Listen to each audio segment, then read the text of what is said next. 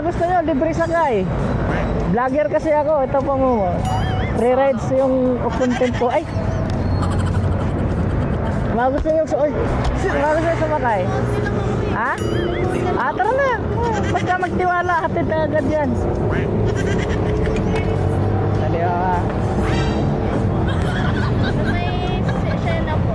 Doon sa school college. Sakto. Yan. Palak na lang po.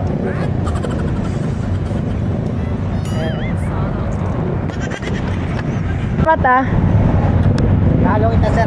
sige, maraming salamat. Pinos pa nga kita. Sige, salamat sir.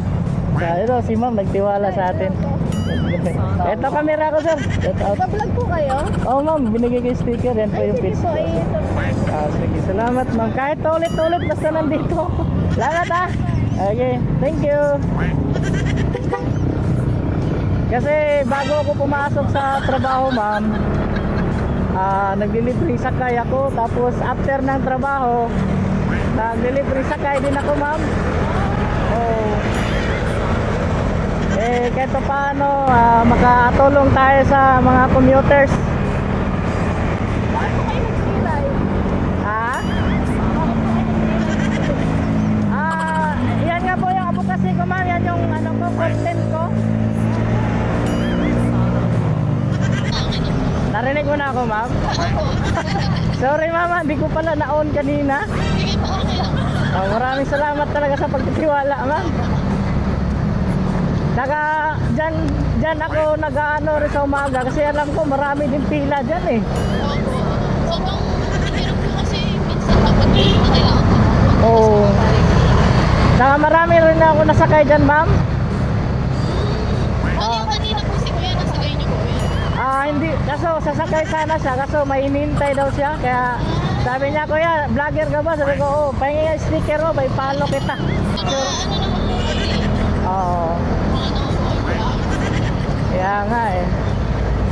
Kasi sa ngayon kasi yung iba kaya parang nahihiya or parang hindi naniniwala. Kaya pagawa ko ng sticker para kahit paano sa susunod. Kung gusto nyo magtiwala, mamatig ko kayo. Ito, search mo muna kung legit talaga. Ganun. hindi naman po nakakabala sa oras niyo yung pag-experience niyo. Hindi na ako po sa may ano rin ako, Quezon Up. Bali, may work po kayo after na lang. Opo.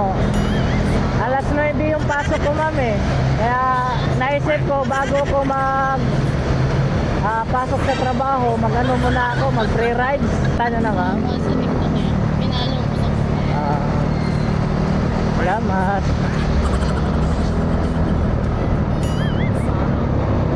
So araw-araw kayo dyan na nagko-commute ma'am papunta sa school.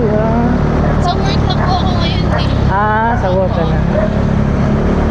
Bale. Ngayon ko lang po kayo nakita. Siguro ma'am sa oras hindi tayo depende kasi sa oras ma'am eh. Minsan kasi 8:30. Saan kayo banda ma'am? Sa pag-anon tayo? Kahit dyan na lang po sa may... Hindi, yung ano talaga para di ka na maglakad ma'am. Nandito na tayo eh. So pag-anon tayo? Sa may ano na lang. Sige, okay na kayo. Hindi, sige huwag ka na mahiya ma'am. 100% to ihatid kita ng tama at maayos. Saan ma'am? Kanan or diretso? Sa kanan po. Kanan tayo. Huwag ka mahiya ma'am. Pagtitiwala nyo sa akin. Pag nag-gain po ng trust sa ibang tao, parang fulfilling. Dito po sa right. Sa right. Kasi syempre, yung alam po kasi mahirap Oo. ma-earn. Kaya nga ma'am eh.